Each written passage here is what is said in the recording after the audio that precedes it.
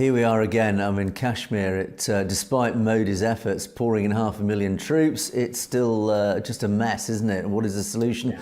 Well, I think we can all speculate what the answer to all this is. But yeah, it is a terrible tragedy. There have been some interesting parallels drawn to the Chittisinghpura massacre, which occurred some years ago.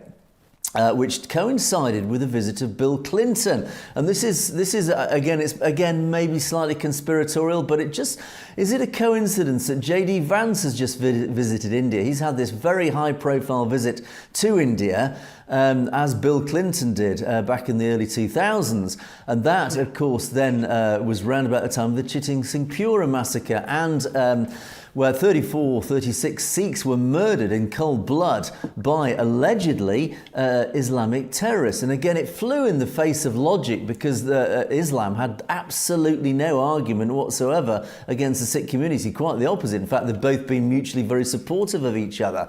Yet that Chittisinghpura attack was blamed on Sikh militants, and the arguments have been going, and there has been an Indian officer who has actually whistleblown on this, saying actually it was the Indian army dressed up as Islamic militants deliberately attacking Sikhs to try and portray to the US visiting President Clinton that, oh, we have this massive Islamic issue, this Islamic terrorism problem. In other words, laying a lot of the blame on the Islamic population deliberately to say, oh, it's all Pakistan, they're the enemy, India's your friend, but Pakistan's the enemy.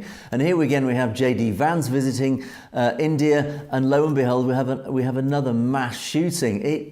I don't know. It is very conspiratorial. Maybe there is another agenda at play. Certainly, based on India's track record over the past, we cannot put it past the Indian government, or certainly the Indian intelligence services, to undertake such an operation. They have done worse before.